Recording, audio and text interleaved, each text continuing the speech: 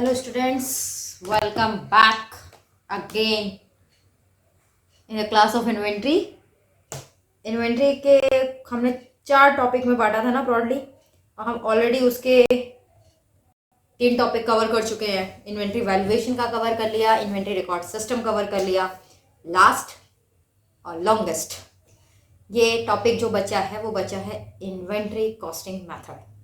ठीक है, ये थोड़ा सा लेंदी है क्योंकि बहुत सारे कॉस्टिंग मेथड्स आपके बुक में कवर कर रखे हैं। इन्वेंट्री को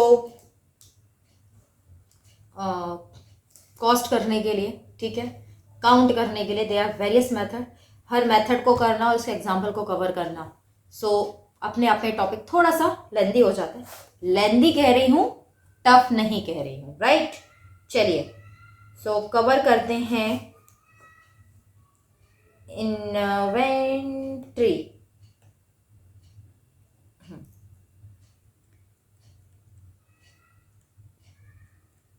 इन्वेंट्री कॉस्टिंग मेथड, ठीक है। अगर ब्रॉडली बांटा जाए इसको तो उसके 2 ये हैं, ठीक है। एक होता है हिस्टोरिकल कॉस्ट मेथड, ठीक है। एक को बोल सकते हो नॉन हिस्टोरिकल कॉस्ट मेथड। अरे वाह मैम, 2 ही मेथड है तो छोटा टॉपिक होना चाहिए। आपने तो बोला बहुत बड़ा है। हाँ बहुत बड़ा है, देखते जाओ देखते जाओ देखते जाएं। हाँ भाई देखते जाओ। Historical cost method, historical cost method में क्या क्या कवर है देखें। अरे अरे अरे, देखो हिस्टोरिकल कॉस्ट मेथड में कवर है FIFO,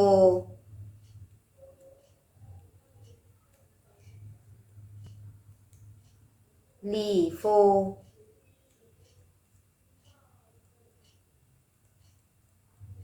simple average,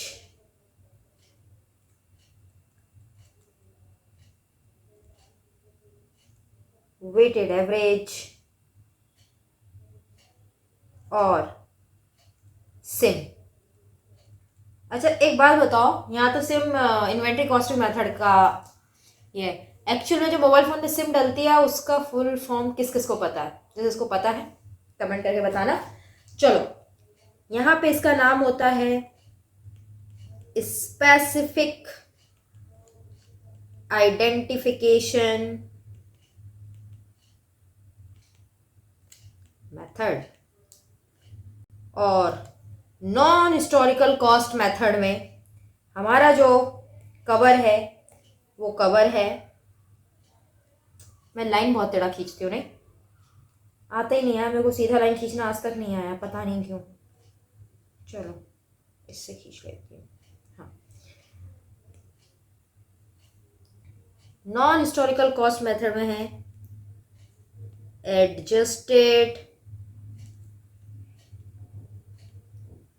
selling price method, और एक है standard cost method.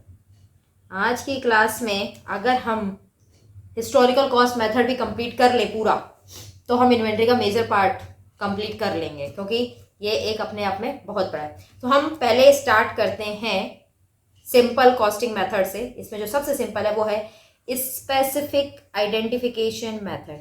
Specific identification method कहाँ लगता है? देखो, स्पेसिफिक आइडेंटिफिकेशन मेथड वहां लगता है जहां पे आप हर एक इन्वेंट्री को स्पेसिफिकली आइडेंटिफाई कर सको, जहां पे हर एक इन्वेंट्री का स्पेसिफिक रोल हो, एक इन्वेंट्री का काम दूसरी इन्वेंट्री नहीं कर सकती। फॉर एग्जांपल मेडिकल के फील्ड में बात करूं, मेडिकल के फील्ड में अगर आप ओटी की बात करते हो, ऑपरेशन में बहुत सारे इंस्ट्रूमेंट यूज होते हैं, राइट। वहां पे जो इन्वेंट्री होती है, क्या एक इन्वेंट्री एक इंस्ट्रूमेंट का काम दूसरे इंस्ट्रूमेंट कर सकता है? नहीं कर सकता। They are totally different. वो अपने आप में बहुत यूनिक फीचर रखते हैं, यूनिक आइडेंटिफिकेशन रखते हैं। यहाँ मतलब ये है जहाँ पे इन्वेंट्री इंटरचेंजेबली यूज नहीं की जा सकती, जहाँ पे इन्वेंट्री को स्पेसिफिकली आइडेंटिफाई किया जाता है, वहाँ पे हम लगाते हैं स्पेसिफिक आइडेंटिफिकेशन मेथड। और स्पेसिफिक आइडेंटिफिकेशन मेथड में इन्वेंट्री को वैल्यू कैसे किया जाता है, वही सिमिलर मेथड है कॉस्ट और NRV which ever is lower. कैसे आप अप्लाई करोगे, आइटम टू आइटम वाइज आप अप्लाई करोगे। चलो तो पहला मेथड हम करते हैं सिम मेथड, ठीक है। हम इसको सिम ही लिखेंगे, पूरा नाम बहुत बड़ा है, ठीक है। कब अप्लाई करते हैं, where inventory can not be used interchangeably, वहां पे इसको हम यूज करते हैं, ठीक है। उसके बाद दूसरी चीज क्या करते हैं, कंपेयर करते हैं कॉस्ट और एनआरवी ऑफ इन्वेंट्री, ठीक है। इन्वेंट्री कैसे, आइटम टू आइटम, राइट। चलो इसका एक एग्जांपल देखते हैं, कॉपी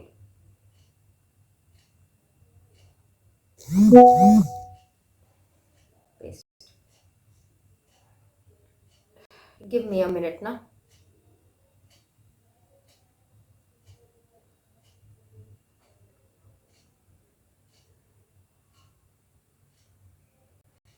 ठीक है, आइटम टू आइटम वाइज। चलो इसका एक एग्जांपल करते हैं। Surekha limited deals in 3 products PQR, ठीक है, which are neither similar nor interchangeable, ना तो वो सिमिलर है ना इंटरचेंजेबल है, ठीक है। At the end of financial year historical cost और NRV of items of closing stock are given.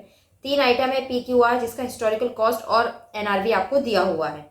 Determine करें the value of the closing stock. हमने अभी पढ़ा था inventory are not use interchangeably, interchangeably use नहीं की जा सकती। हम कंपेयर करेंगे कॉस्ट और एनआरवी को आइटम टू आइटम, यानी P एक अलग आइटम, Q अलग आइटम, R अलग आइटम, ठीक है। तो इसकी इन्वेंट्री को जो हम कंपेयर करेंगे, हम इसकी इन्वेंट्री को जो कंपेयर करेंगे, खुल जा भाई, ठीक है। हम इसकी इन्वेंट्री को अलग अलग कंपेयर करेंगे। कैसे कंपेयर करेंगे देखो, ठीक है। जैसे P है, P का हिस्टोरिकल कॉस्ट है 38 और एनआरवी है 42। इन दोनों में लोअर क्या है भाई, इन दोनों में लोअर है 38, तो इसकी वैल्यूएशन में क्या लिखेंगे 38। उसके बाद Q की हिस्टोरिकल कॉस्ट है 29, एनआरवी है 29, दोनों सेम है, कोई प्रॉब्लम नहीं, 29 लिखेंगे। R में हिस्टोरिकल कॉस्ट है 17, एनआरवी है 40, तो हम क्या लिखेंगे, जो दोनों में लोअर है 40, यानी कि इनकी वैल्यू जब हम निकालेंगे तो कितना होगा, 9 और 4 13, 13 और 8 जोड़ ही लेती हूँ मैं, से आजकल जोड़ भी नहीं हो रहा है। 38 प्लस 29 प्लस 40, इसकी वैल्यू क्या हो जाएगी, इट्स 81, राइट। इसकी वैल्यू कितनी आ जाएगी, 81। तो हमने क्या किया, item to item wise compare किया। आप इसको ऐसा नहीं कर सकते कि आप इन दोनों का टोटल करो और टोटल करके कंपेयर करो, ठीक है। जैसे कि आपने मान लो टोटल कर लिया 38 29 17, 38 29 17 का टोटल क्या होगा, 38 29 एंड 17, इसका टोटल किया 84 आ गया, और आपने इसका टोटल किया 42 प्लस 29 प्लस 40, इसका टोटल किया आया 85, ठीक है। तो आप ऐसे कंपेयर नहीं कर सकते। आप ग्रुप पे, अगर आप ग्रुप वाइज कंपेयर करोगे तो उसकी वैल्यू क्या हो जाएगी 84, जबकि एक्चुअल में इसकी वैल्यू क्या है 81 है। तो याद रखना स्पेसिफिक आइडेंटिफिकेशन, जहाँ पे आपको ये लाइन गिवन हो, जहाँ पे आपको ये लाइन गिवन हो, ठीक है, neither the similar nor interchangeable, यानी स्पेसिफिक आइडेंटिफिकेशन है, वहां पे हम हर प्रोडक्ट को item to item wise compare करेंगे। तो ये हो गया हमारा स्पेसिफिक आइडेंटिफिकेशन मेथड, जो कि बहुत सिंपल था। अगला क्वेश्चन हम जो इसमें करेंगे, अगला मेथड जो मैं ले रही हूं वो है सिंपल एवरेज मेथड। क्या है, सिंपल एवरेज मेथड, ठीक है। सिंपल एवरेज मेथड क्या करते हैं, सिंपल एवरेज मेथड में नाम ही बता रहा है सिंपल एवरेज मेथड, बहुत सिंपल है। चल इसका भी एग्जांपल उठाते हैं। ये रहा, देखो ये एग्जाम्पल है, इस एग्जाम्पल से ना हम सारे मतलब जितने भी मेथड है इस एग्जाम्पल हम सारे मेथड अप्लाई करेंगे, ठीक है। चलो सिंपल एवरेज मेथड में क्या करते हैं, पहले क्वेश्चन पढ़ते हैं। अब manufacture has following records of purchase of condenser, वो किस में डील करता है, कंडेंसर में डील करता है, जिसका वो यूज़ करता है मैन्युफैक्चरिंग रेडियो सेट, रेडियो बनाने में वो यूज़ करता है। दिसंबर 4 को उसने 900 यूनिट खरीदे थे 50 के रेट पे, दिसंबर 10 को 400 यूनिट 55, दिसंबर 11 को 300 यूनिट 55, 19 को 200 यूनिट 60 एंड 28 को 800 यूनिट 47 के, यानी टोटल उसने कितनी क्वांटिटी खरीदी थी, 2600 उसने कंडेंसर की क्वांटिटी खरीदी थी। वो कह रहा है 1600 units were issued during the month of December, इसमें से 1600 यूनिट्स उसने दिसंबर के महीने में टिल 18 दिसंबर बेच दिए। कब तक बेच दिए, 18 दिसंबर तक, यहाँ कहीं तक उसने बेच दिए, ठीक है।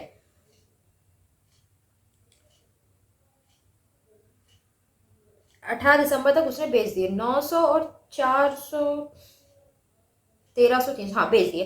Calculate the value of closing inventory, आप क्लोजिंग इन्वेंट्री की वैल्यू को कैलकुलेट करके बताना है, ठीक है। अब कैलकुलेट कैसे करेंगे, तो अभी बताओ, पहले तो क्लोजिंग इन्वेंट्री कितनी बची, पहले क्लोजिंग इन्वेंट्री बताओ कितनी बची।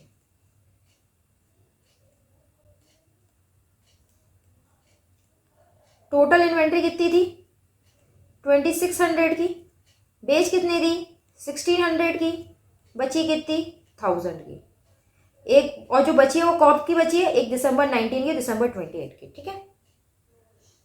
दिसंबर 19 की एंड दिसंबर 28 की ये इन्वेंट्री आपके पास बची हुई है, ठीक है। तो क्लोजिंग इन्वेंट्री कितनी बची है आपके पास, 1000 रुपीज की। सिंपल एवरेज मेथड क्या कहते हैं, सिंपल एवरेज मेथड आपसे कहता है आपने जितने भी आइटम्स खरीदे, क्या किए, जितने भी आइटम्स खरीदे उन सब का एवरेज ले लो, ठीक है। आपने ये सारे आइटम्स खरीदे ना, ठीक है, 900 यूनिट्स खरीदे 50 के रेट्स पे, 455 के, और 11 को 355 के रेट पे, ठीक है, 260 के रेट से 840, तो आपने इसके पास जितनी भी प्राइसेस हैं उसका क्या कर लो, सिंपल एवरेज कर लो, simple average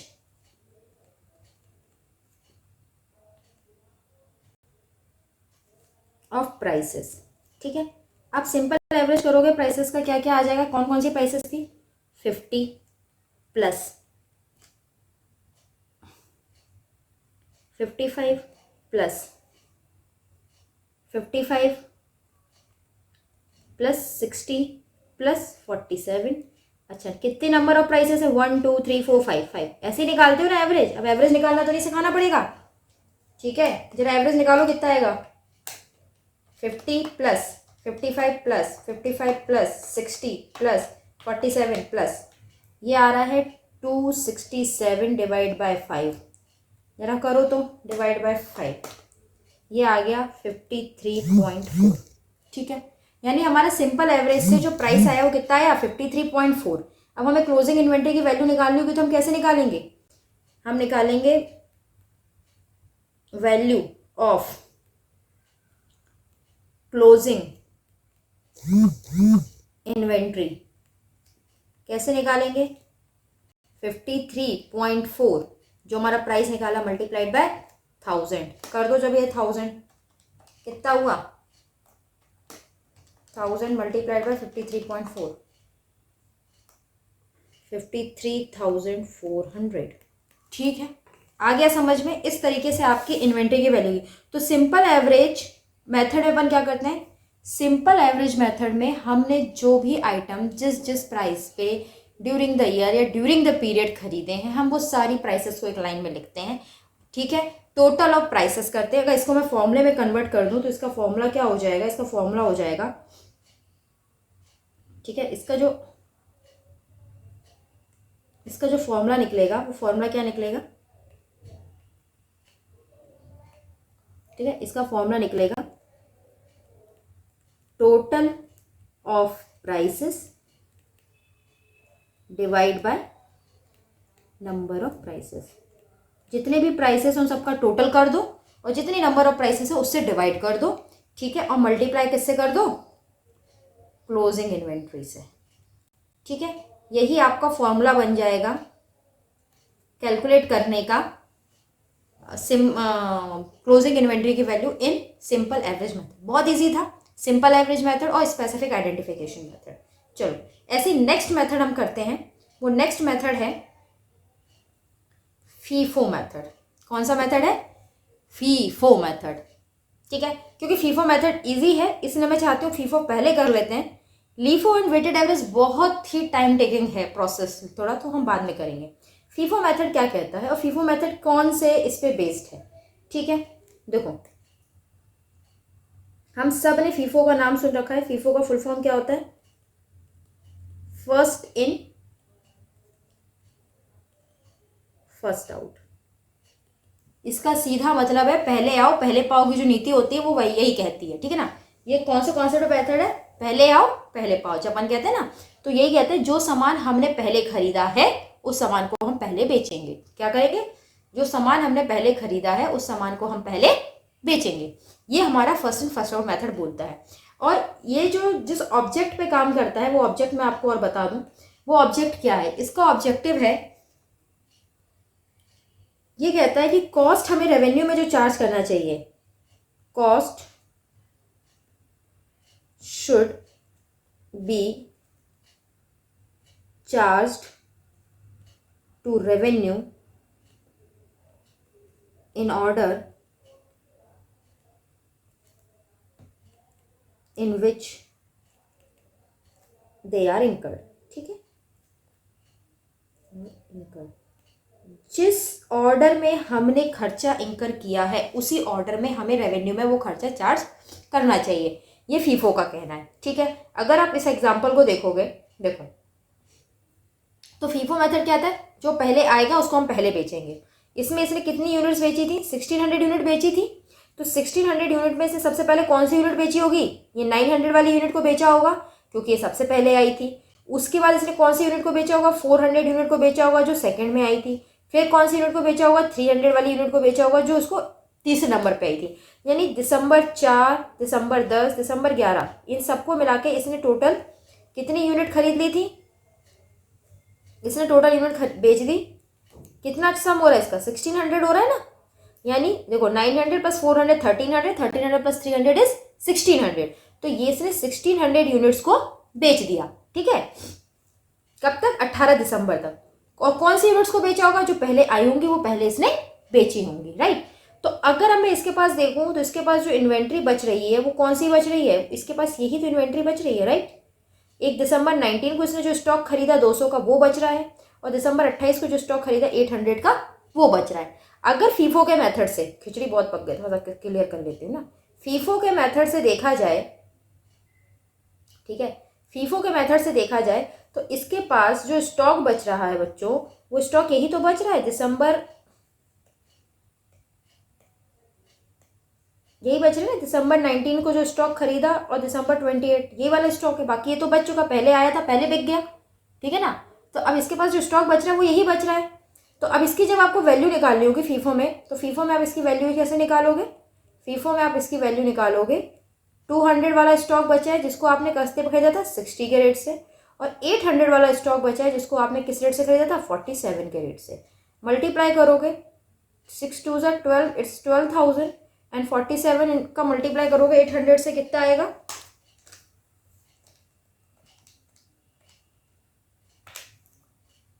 37,600 plus 12,000 is 49,600। FIFO method से आ गया। फीफो भी सिंपल है, आपको लास्ट में पता रहेगा कि लास्ट में खरीदा हुआ माल ही आपके स्टॉक में बचा रहेगा, तो जिस रेट में खरीदा है मल्टीप्लाई करो और वैल्यू को निकाल दो। तो फीफो मेथड भी एक सिंपल मेथड है। तो हमारे पास फीफो हो गया, सिंपल एवरेज हो गया और सिम हो गया। हमारे पास बचा है क्या?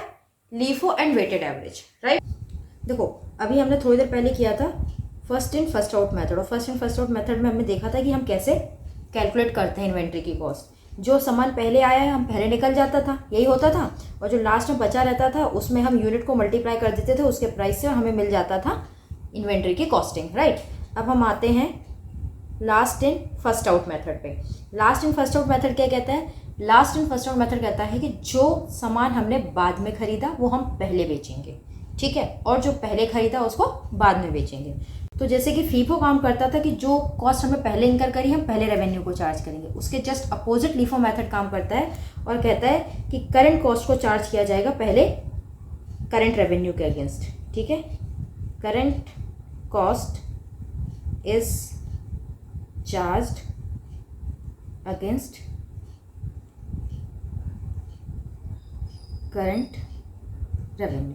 ठीक है, इस कॉन्सेप्ट पे ये काम करता है। जैसे कि अगर मैं इस एग्जांपल को देखूं, क्या कर रहा है, एक मैन्युफैक्चरर है जिसने एक कंडेंसर परचेज किया है। ठीक है, कब किया है, दिसंबर 4 को 900 यूनिट खरीदे 50 के रेट पे, दिसंबर 10 को 400 यूनिट खरीदे 55 के रेट पे, दिसंबर 11 को 300 यूनिट खरीदे 55 के रेट पे, दिसंबर 19 को 200 यूनिट 60 एंड दिसंबर 28 को 800 यूनिट्स 47, यानी टोटल उसने 2600 यूनिट्स खरीदे। आगे क्या कह रहा है, 1600 यूनिट्स पर नहीं, अच्छा ये वाली जो लाइन है फीफो की है। In the previous example assume that following issues were made, ये इशू किए गए। दिसंबर 5 को जो हमने इशू किया वो 500 यूनिट, दिसंबर 20 को हमने किए 600 यूनिट, दिसंबर 29 को करे 500 यूनिट। ठीक है, तो अब इसमें क्या मानेगा, जो दिसंबर 5 को हमने बेचा वो ये जो 500 यूनिट होंगे, कौन से 500 यूनिट होंगे, ये 900 वाले, क्योंकि दिसंबर 5 के पास लेटेस्ट यूनिट कौन से रहे होंगे, दिसंबर 4 वाले ही रहेंगे, तो हम इसमें से बेचेंगे। राइट, अब जाती है बात दिसंबर 20 की। दिसंबर 20 में आपको कितने बेचे, 600।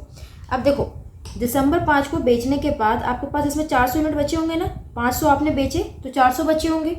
लेकिन जब दिसंबर 20 को बेच रहे हो 600 यूनिट, तो आप 600 यूनिट ये वाले नहीं बेचोगे, ये 400 वाले प्लस ये 200 वाले ये नहीं बेचोगे।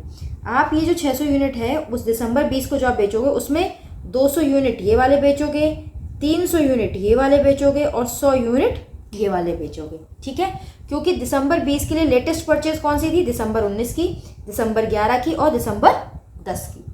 ठीक है ना, इस तरीके से हम इस क्वेश्चन को प्रोसीड करते हैं। देखो अगर इस क्वेश्चन में आपको टेबल बनानी हो तो कैसे बनाओगे, लास्ट है फर्स्ट आउट। तो पहले हम देखते हैं दिसंबर 4, मैं सिर्फ 4 ही लिखूंगी डेट में। हमने क्या खरीदा था, 900 खरीदी थी क्वांटिटी, 50 के रेट से खरीदी थी, कितना हो गया 4500,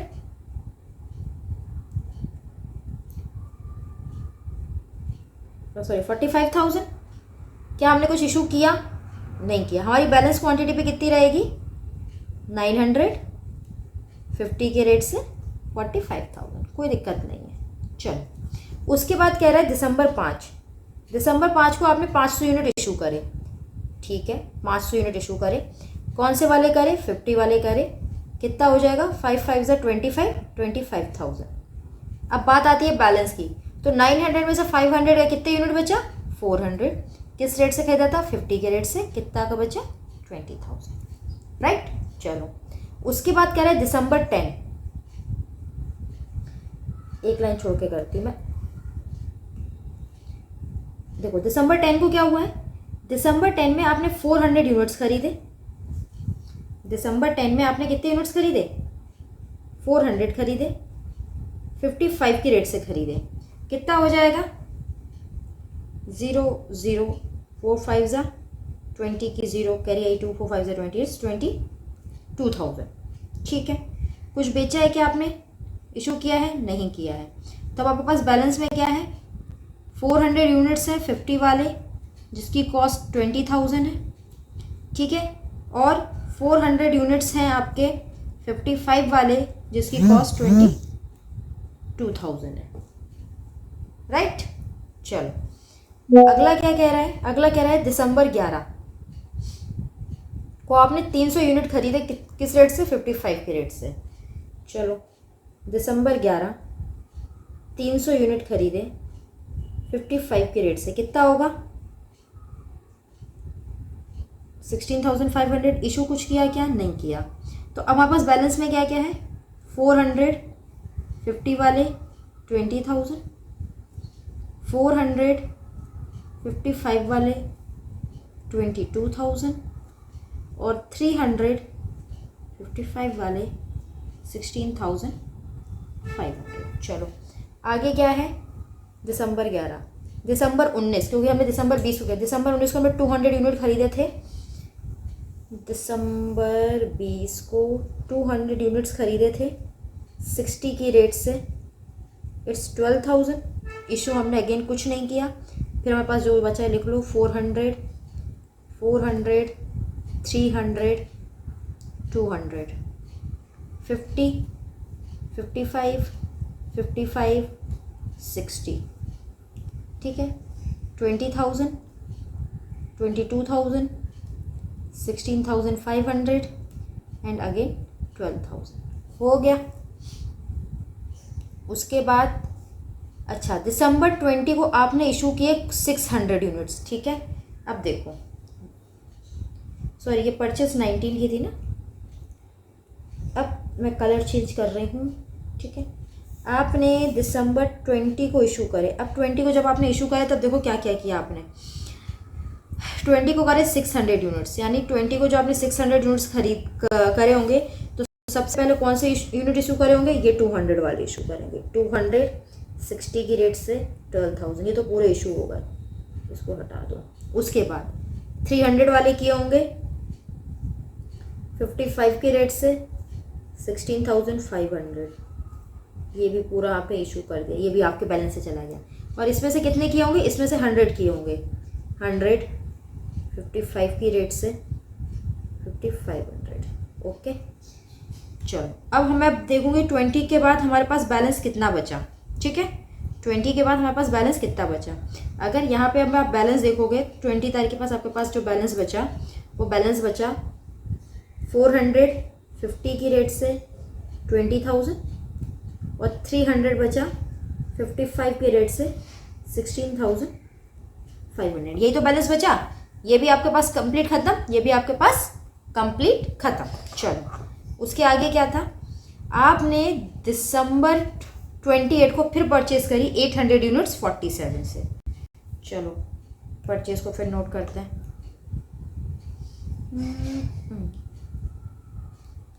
28 कितनी करी, 200 करी, नहीं सॉरी 800 करी 47 के रेट से। 800 करी 47 के रेट से। 847 की रेट से कितना होगा,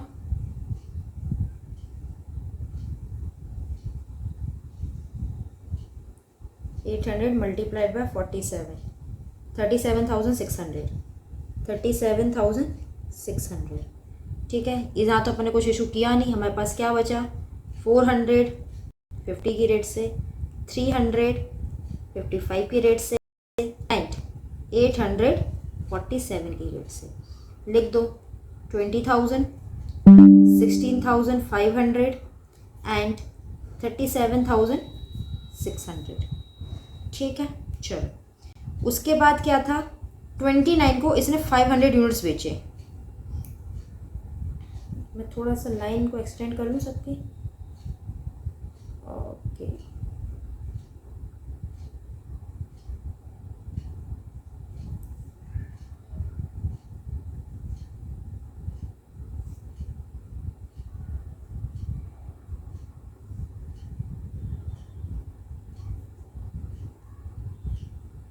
ठीक है, हाँ 29 को कितने यूनिट्स निकाले उसने, 500 यूनिट उसने इशू करे। अच्छा ये 500 किस में से करेगा, लेटेस्ट परचेज। सबसे लेटेस्ट परचेज कौन सी है, ये वाली 47। कितना हो जाएगा, 0 0 5 7 जा 35, 7 बचे 23,500। अब उसके पास क्या क्या बचा, उसके पास क्या क्या बचा देखो,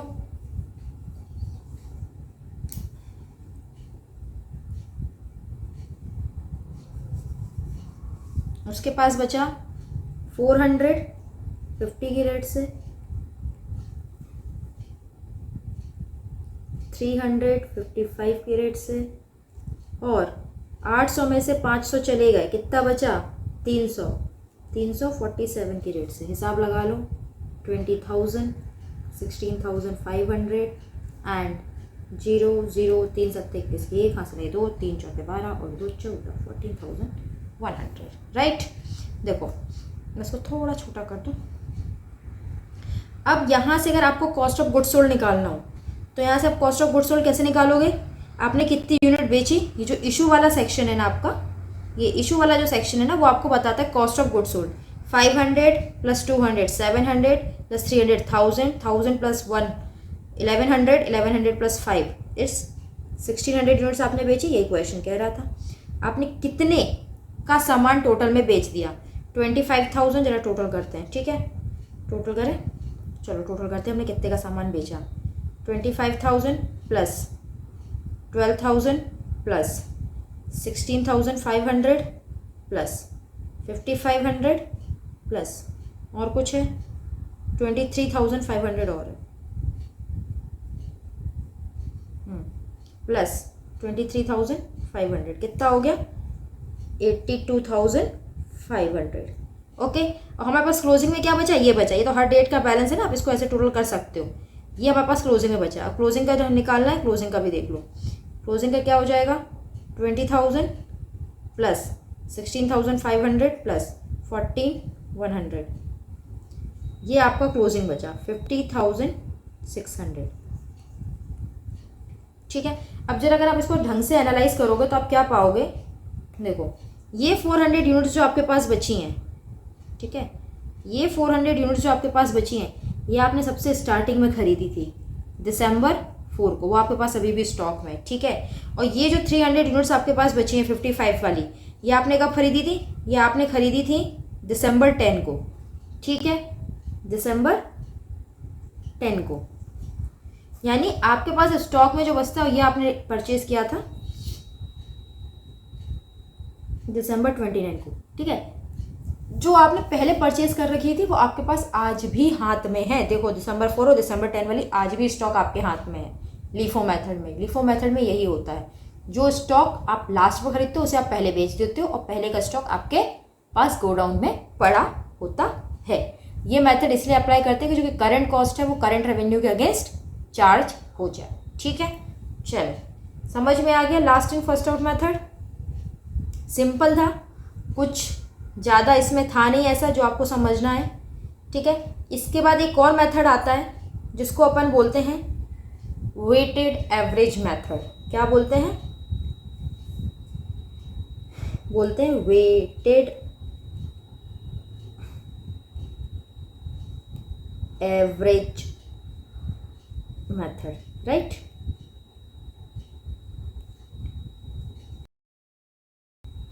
हमने पहले पढ़ा था simple average method. Simple average method हम क्या करते थे? जितनी भी हमारे पास प्राइसेस होती थी, ठीक है ना, हमने देखो स्टार्टिंग में किया था simple average method. Simple average method में आप क्या कर रहे थे? हाँ, सिंपल एवरेज मेथड हमारे पास जो भी प्राइसेस थी, हमारे पास ये सारी प्राइसेस थी ना, ठीक है, हमने इन सारी प्राइसेस को क्या किया था? ऐड किया था और डिवाइड कर दिया था नंबर ऑफ प्राइसेस 1 2 3 4 5 और हमें यहाँ से क्या मिल गई थी? एक एवरेज प्राइस मिल गई थी। क्लोजिंग स्टॉक से मल्टीप्लाई किया था और हमें वैल्यूएशन प्राप्त हो गया था, मिल गया था, राइट। लेकिन हम वेटेड एवरेज मेथड में ऐसा नहीं करते। वेटेड एवरेज मेथड में हम क्या करते हैं? हर यूनिट को वेट देते हैं, ठीक है, वेट प्रोवाइड करते हैं। कैसे वेट प्रोवाइड करते हैं? देखो, जैसे कि एग्जाम्पल से बात करती हूँ ना, वेटेड एवरेज में क्या करते हैं? एग्जाम्पल देते हैं, ठीक है। आपके पास ओपनिंग स्टॉक था जिसमें 100 यूनिट्स पड़ी थी जो आपने खरीदी थी 20 के रेट से। आपने परचेज किया, ठीक, उस परचेज में आपने खरीदी 200 यूनिट्स 25 के रेट से, ठीक है। आपकी सेल हो गई, आपने सेल कर दी 150 यूनिट्स, ठीक है। क्लोजिंग स्टॉक बचा 50 यूनिट्स का। अब आपको इसका वेटेड एवरेज मेथड से निकालना है कि इसकी कॉस्टिंग क्या होगी। देखो, तो हम क्या करेंगे? हम यहाँ से वेटेड एवरेज प्राइस निकालेंगे। कैसे निकालेंगे? हमने 100 यूनिट्स खरीदी थी 20 के रेट से, तो 100 इंटू 20, यानी जो यूनिट है, जो प्राइस है, उसका मल्टीप्लाई करेंगे, प्लस परचेज जो की थी 200 प्लस 25 मल्टीप्लाइड बाय 25, इसका अपॉन हमारे पास जो भी यूनिट्स हैं। टोटल यूनिट्स कितनी है हमारे पास? ठीक है, टोटल नंबर ऑफ यूनिट्स हमारे पास 300 है अवेलेबल फॉर सेल। तो कितना हो जाएगा? इट्स 2000 प्लस 5000 अपॉन 300, ये आ जाएगा 7000 डिवाइड बाय 300। 7000 डिवाइड बाय 300 कितना होता है? देख लो भाई, 7,000 डिवाइड बाय 300 इक्वल 23.33। ठीक है ना। इसको हम मल्टीप्लाई कर देंगे किससे, इसको हम 50 से मल्टीप्लाई कर देंगे, हमारी वैल्यू आ जाएगी। यानी कि वेटेड एवरेज मेथड में हम क्या करते हैं, वेटेड एवरेज मेथड में ड्यूरिंग द पीरियड हमारे पास जो भी स्टॉक अवेलेबल होता है, फॉर सेल, ठीक है, फॉर सेल हम उसकी वेटेड प्राइस निकालते हैं। ठीक है, उसकी हम वेटेड प्राइस निकालते हैं। वेटेड प्राइस कैसे निकालते हैं, यूनिट को और उसकी प्राइस को मल्टीप्लाई करते हैं, जिस यूनिट को जिस प्राइस पे खरीदा उससे मल्टीप्लाई करते हैं, ऐसे जितने भी परचेजेस हैं सबको आपस में ऐड ऑन कर देते हैं और डिवाइड कर देते हैं टोटल नंबर ऑफ यूनिट से। यहाँ से हमें मिल जाती है वेटेड एवरेज प्राइस। ठीक है, तो इसको अगर मैथमेटिकल फॉर्म में लिखना चाहें तो इसको लिखते हैं, इसका फॉर्मूला लिखना चाहोगे तो लिखोगे टोटल कॉस्ट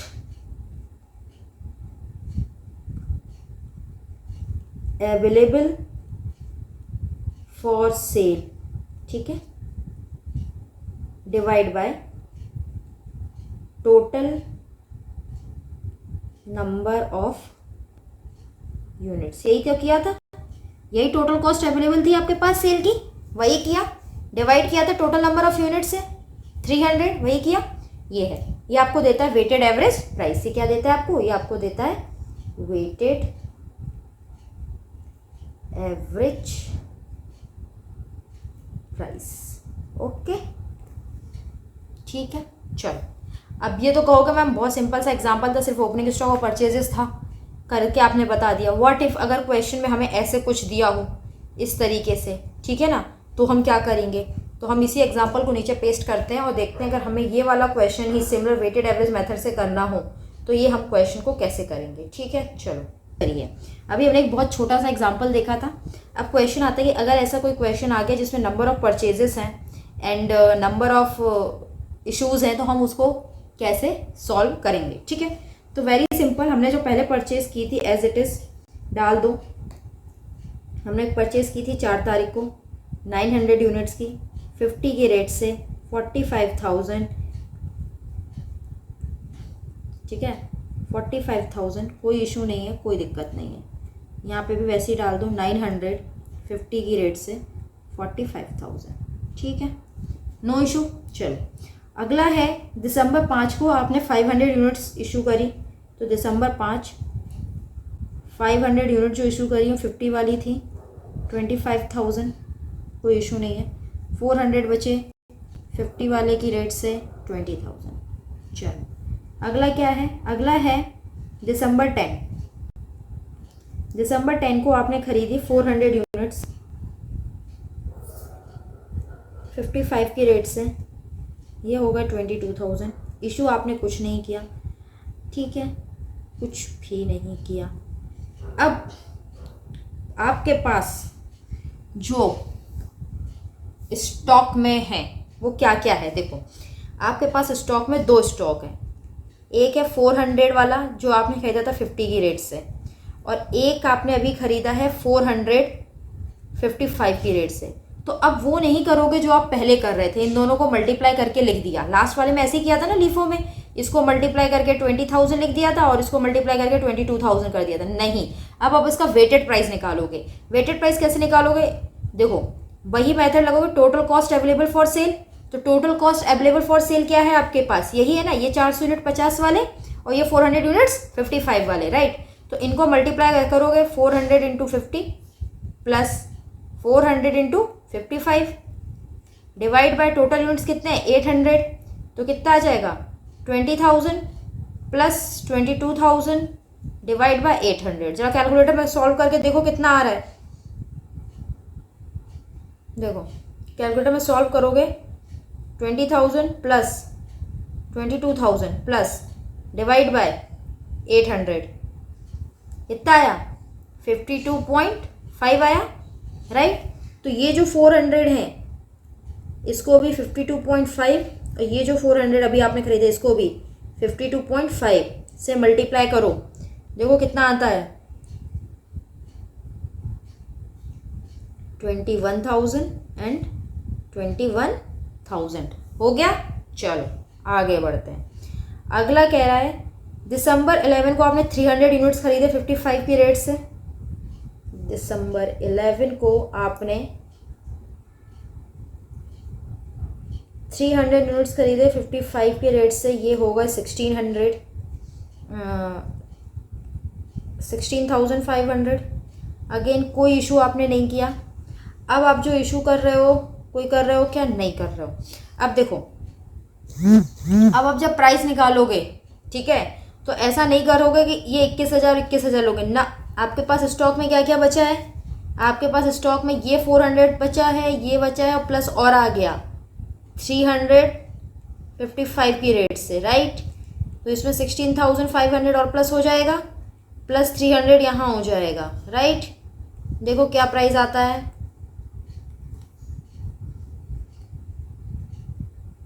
तो आपके पास जो आएगा 20,000 plus 22,000 plus 16,500 equal divide by 1100 कितना आया? 53.18। तो टोटल यूनिट्स आपके पास की हो गई 1100। 53.18 है, 19 है, क्या हो जाएगा? देखो राउंड ऑफ होगा क्या? नहीं होगा, 53.18 ही रहेगा। 53.18 चलो मल्टीप्लाई कर लो। 53.18 मल्टीप्लाइड बाय 1100 कितना आ गया? 58,498। आई होप सो यही फिगर थी। ठीक है, चलो समझ में आया कैसे करेंगे? ठीक है, हो गया। चलो आप इसको चाहो तो कंबाइंड भी लिख सकते हो ना, ऐसा नहीं है कि आप इसको अलग अलग शो करना है। चलो आगे है 19 को आपने क्या खरीदा है? 200 यूनिट्स 60 की रेट से 12,000। Again no issue. आपके पास क्या आएगा?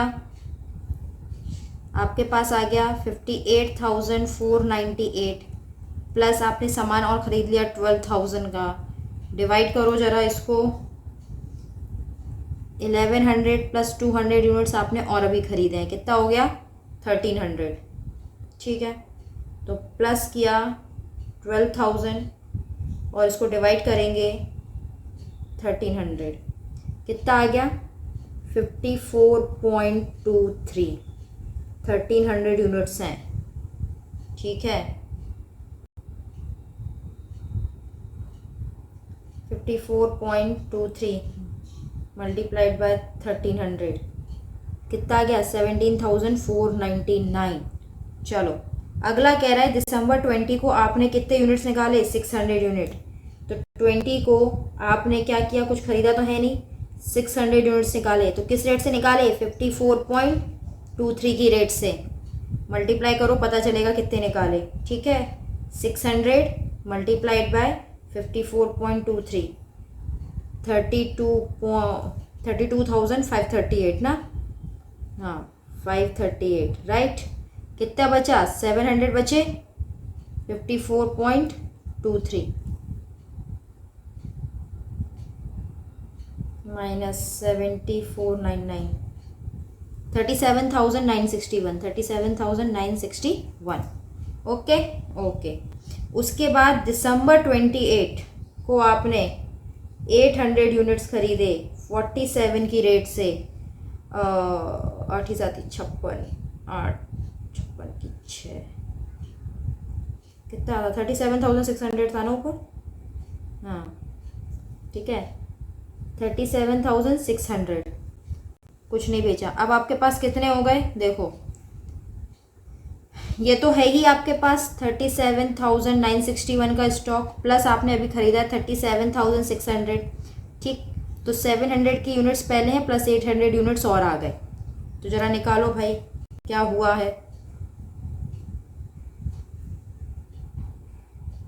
37,961 प्लस 37,600 डिवाइड बाय 1,500 कितना आ गया? 50.374। तो 50.37 लेते हैं। ठीक है, तो आप यहाँ क्या हो जाएंगे 1500 यूनिट्स हो जाएंगे टोटल, किसकी रेट से 50.374 ले लो। चलो आपको पता चल जाएगी कितनी वैल्यू आएगी, इक्वल 50.374 मल्टीप्लाइड बाय 1500, 75561। ठीक है, तो 28 को ये आया 75561। एक बात मैं बता दूं, हो सकता है बुक्स में अप टू 2 डेसिमल लिया हो तो ये प्राइस डेफर करे, उससे कोई प्रॉब्लम नहीं है। ठीक है, अब 29 को एक लास्ट ट्रांजेक्शन और हो रही है जिसमें वो क्या कर रहा है 500 यूनिट्स को इशू कर रहा है, यही कर रहा है ना। हाँ 500 यूनिट्स को, अभी जो 500 यूनिट को इशू करेगा वो कौन से वाले हैं 50.374 वाले, हमने 374 लेके किया है, हम वैसे ही करेंगे। एग्जाम में आप अप टू 2 डेसिमल लेकर ही सॉल्व करना। ठीक है, 500 इंटू 50.374, ठीक है, तो ये आ गया 25,187। हमारे पास कितना बचा 1000 यूनिट्स बचे, किसकी रेट से बचे 53.374, यही बचा ना, क्योंकि हमने कोई और परचेजेस नहीं की थी। तो हमने हमारी ये क्या आ जाएगी क्लोजिंग स्टॉक, हमारा क्लोजिंग स्टॉक आएगा 1000 मल्टीप्लाइड बाय 53.374, 53,374। ठीक है, ये हमारा क्या आ जाएगा क्लोजिंग स्टॉक आ जाएगा, राइट। अब हमें निकालना है cost of goods sold. Cost of goods sold कैसे निकालते हैं, कॉस्ट ऑफ गुड्स सोल्ड निकालते हैं जो भी हमने इशू किया है उसका टोटल करके। तो हम इसका क्या कर देंगे, हम इसका टोटल कर देंगे। चलो टोटल करके देखो कितना आता है, 25,000 प्लस 32,358, नहीं 32,538 प्लस 25,187, ठीक है, इक्वल ये आ गया 82,725। कितना आ गया 82,725, राइट। बंद करो, बहुत सारे कैलकुलेटर खुले। चलो इस तरीके से हम लीफो मेथड में अपना कॉस्ट ऑफ गुड्स सोल्ड निकालते हैं। और क्लोजिंग स्टॉक की वैल्यू क्या है, हमारे पास 1000 यूनिट बचे हैं जिसकी वैल्यू 53,374 है। ये हमारा हो गया weighted average method. Thank you, मिलते हैं नेक्स्ट लेक्चर में जिसमें हमारे 2 टॉपिक बचे हुए हैं, non historical method and inventory taking. ठीक है, हार्डली 30 to 45 मिनट्स का लेक्चर होगा, हम उसको करेंगे और उसके साथ ही चैप्टर कंप्लीट हो जाएगा। Thank you.